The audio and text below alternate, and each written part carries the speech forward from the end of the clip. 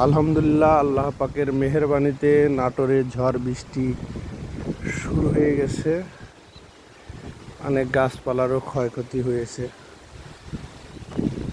গাছপালাও অনেক ভাঙচুর হয়েছে। হালকা হালকা বৃষ্টি, অত্যন্ত গরমের পরে অনেক প্রশান্তি এই বৃষ্টিতে। হালকা বৃষ্টি হচ্ছে এবং ঝড়ের বেগ ভালোই, মোটামুটি ঝড়ও হচ্ছে। সারা রাত এরম হালকা বৃষ্টি এবং ঝড়।